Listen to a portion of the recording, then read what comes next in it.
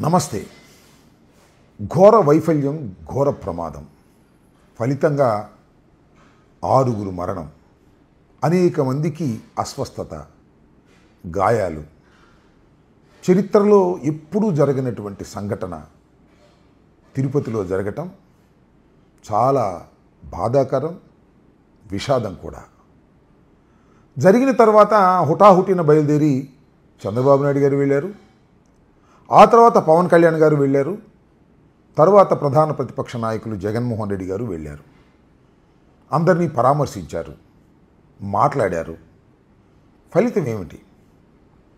చాలా చిత్రంగా అనిపించింది. ఏంటంటే అసలైన బాధ్యుల్ని రక్షించే కార్యక్రమం నారా చంద్రబాబు నాయుడు గారు ఉద్దేశపూర్వకంగా చేస్తున్నారు. ఏం చేశారు? చివరికి ఒక డిఎస్పీ రమణ కుమారు, అదేవిధంగా టీటీడీ గోశాల ఇన్ఛార్జిగా ఉన్నటువంటి హర్నాథ్ రెడ్డి, వీరిని సస్పెండ్ చేశారు, బదిలీ చేశారు. ముగ్గురిని, ఎస్పీ సుబ్బారెడ్డి గారిని, జేఈఓ గౌతమిని, అదేవిధంగా సిఎస్ఓ చీఫ్ సెక్యూరిటీ ఆఫీసర్ శ్రీధర్ని, వీళ్ళని బదిలీ వేటు వేశారు. దీంతో సుమారుగా తెరదించేటటువంటి ప్రయత్నం చంద్రబాబు నాయుడు గారు చేశారు. ఇది అసమంజసం, ప్రమాదకరం కూడా. ఎందుకంటే ఇలాంటి సంఘటనలు మళ్ళా పునరావృతం కాకుండా ఉండాలి అంటే కఠిన చర్యలు తీసుకోవాలి. కఠిన చర్యలు తీసుకున్నప్పుడే అందరూ జాగ్రత్త పడతారు. నిజానికి ఎవరు దీనికి బాధ్యులు? టీటీడీ కాదా? ప్రభుత్వం కాదా? చైర్మన్ కాదా? టీటీడీ ఈఓ కాదా? జేఈఓ కాదా? చెప్పమని అడుగుతా ఉన్నా. దీనికి పూర్తి బాధ్యత వహించవలసింది ఈ ముగ్గురు. ఇది నేను చెబుతున్న మాటే కాదు. సాక్షాత్తు పవన్ కళ్యాణ్ గారు, డిప్యూటీ సీఎం గారు వెళ్ళి పరామర్శించి ఆయన ప్రెస్ మీట్లో మాట్లాడుతున్నప్పుడు ఈ ముగ్గురు దీనికి బాధ్యత వహించాలి అని స్పష్టంగా చెప్పినటువంటి వ్యవహారం. బహుశా చంద్రబాబు నాయుడు గారు, పవన్ కళ్యాణ్ గారు మాట్లాడుకున్నట్లు లేరు ఇంకా. అందువల్ల ఒక దోవలో లేరు. ఈయనేమో ఈ ముగ్గురిది బాధ్యత అని చెప్పాడు. ఆయనేమో వారిని, ఎవరినో అనామకుల్ని, పాపం డిఎస్పీని, ఒక గోశాల ఇన్ఛార్జిగా ఉన్న డైరెక్టర్ని, ఇద్దరిని సస్పెండ్ చేసి చెయ్యి దులిపేసుకునే కార్యక్రమం. దాంతోపాటు జ్యుడిషియల్ ఎంక్వైరీ వేశారు. నిజానికి ఇది చాలా పెద్ద ప్రమాదం, ఘోరమైన ప్రమాదం, పుణ్యక్షేత్రంలో జరిగినటువంటి ప్రమాదం, చరిత్రలో ఎప్పుడూ చూడనటువంటి ప్రమాదం ఆ ప్రాంతంలో. దీని మీద అవసరమైతే ఒక సిట్టింగ్ జడ్జి చేత న్యాయ విచారణ జరిపించాల్సిన అవసరం ఉంటుంది. లేదు సిట్టింగ్ జడ్జి కాకపోయినా మరొకరి చోటైనా, మరొకరితో అయినా కాస్త బాధ్యతగా వ్యవహరించాల్సింది పోయి జస్ట్ జ్యుడిషియల్ ఎంక్వైరీ వేసేటటువంటి కార్యక్రమం చేయటం కొంత ఇబ్బందికరమైన పరిస్థితులు సృష్టిస్తుంది తిరుపతిలో అనేది నా అభిప్రాయం. మొత్తంగా చెప్పదలుచుకున్నది ఏంటంటే ఆ తర్వాత జగన్మోహన్ రెడ్డి గారు కూడా వెళ్ళారు. జగన్మోహన్ రెడ్డి గారు వెళ్ళినప్పుడు ఆ జగన్మోహన్ రెడ్డి గారి పర్యటనని, పరామర్శని అడ్డుకోవడానికి చాలా విష ప్రయత్నాలు చేశారు. కానీ సాధ్యం కాలేదు. జగన్మోహన్ రెడ్డి గారు వెళ్ళారు, బాధిత కుటుంబాలని పరామర్శించారు, ఆయన చెప్పవలసినటువంటి విషయాలు చెప్పేటటువంటి ప్రయత్నం చేశారు. ఇప్పుడైతే జగన్మోహన్ రెడ్డి గారు కూడా బయలుదేరి వెళ్ళారో, ఆయన్ని నివారించేందుకు పవన్ కళ్యాణ్ గారు లోపల ఉన్నారని ఆయన్ని వెళ్ళకోకుండా అడ్డుకునే ప్రయత్నం చేసినా జగన్మోహన్ రెడ్డి గారు దాన్ని లెక్క చేయకోకుండా ముందుకు వెళ్ళటం వల్ల వారిని రీచ్ అయ్యారు. రీచ్ కాకోకుండా ఇవాళ దాన్ని క్లోజ్ చేయాలనేదే వారి ప్రధానమైనటువంటి కుట్ర.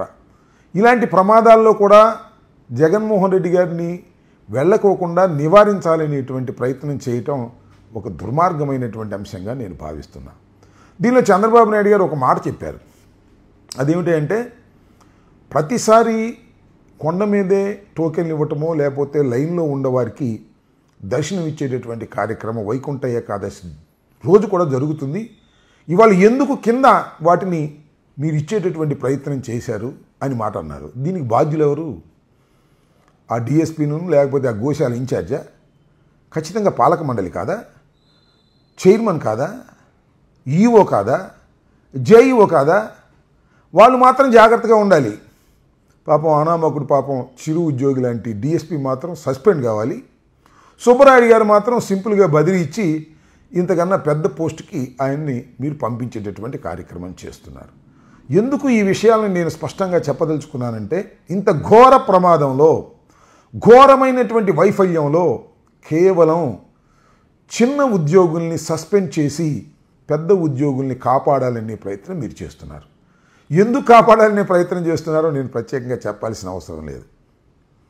ఈఓని కానీ, జేఈఓని కానీ, ఎస్పీని కానీ మీరు ఎందుకు కాపాడాలని అనుకుంటున్నారంటే, వీళ్ళందరూ కూడా మీరు చేసిన చేస్తున్న కుట్రలో భాగస్వాములు. ఏమి కుట్రలు అంటే అవి లడ్డూ కుట్ర, జగన్మోహన్ రెడ్డి గారి మీద కుట్ర, ధర్మారెడ్డి గారి మీద కుట్ర, సుబ్బారెడ్డి గారి మీద కుట్ర, కరుణాకర్ రెడ్డి గారి మీద కుట్ర చేసి వారి మీద అభియోగాలు మోపి కేసులు పెట్టి రోపలు వేయాలనేటువంటి కుట్రలో వీరందరూ భాగస్వాములు కాబట్టి వారందరినీ మీరు రక్షించవలసినటువంటి అవసరం. రక్షించకపోతే కుట్ర అంతా బయటకు వస్తే, అందువల్ల మీరు సుబ్బారెడ్డి గారిని, వెంకన్న చౌదరి గారిని, శ్యామలరావు గారిని, బిఆర్ నాయుడు గారిని చాలా భద్రంగా కాపాడటం కోసం పరుగున వెళ్ళారు తప్ప మీరు క్షతగాత్రుల్ని, మరణించిన వారిని పరామర్శించాలనేటువంటి సదుద్దేశంతో మీరు వెళ్ళలేదు. వారిని కాపాడటం కోసం ఎవరినో ఇద్దరిని సస్పెండ్ చేసి జ్యుడిషియల్ ఎంక్వైరీ పేరుతో మసిబూసి మారేడుకాయ చేయాలనే ప్రయత్నం మీరు చేస్తున్నారు. దీనివల్ల చాలా నష్టం జరుగుతుంది తిరుమల తిరుపతి దేవస్థానానికి. ఎందుకంటే చాలా పవిత్రమైనది, ప్రపంచ ప్రఖ్యాతిగాంచినటువంటిది తిరుమల తిరుపతి దేవస్థానం. ఆ దేవస్థానంలో జరిగినటువంటి ఈ ఘోరమైనటువంటి ప్రమాదాన్ని, వైఫల్యాన్ని మసిబూసి మారేడుకాయ చేయాలని చంద్రబాబు నాయుడు గారు ప్రయత్నం చేయటం చాలా దురదృష్టకరం. నిజంగా చంద్రబాబు నాయుడు గారు చాలా గుడ్ అడ్మినిస్ట్రేటర్ అని అంటారు. ఇవాళ నేను చూసా, చంద్రబాబు నాయుడు గారు అసలు విచారణ అక్కడ జరుపుతున్నాడు, అది లైవ్.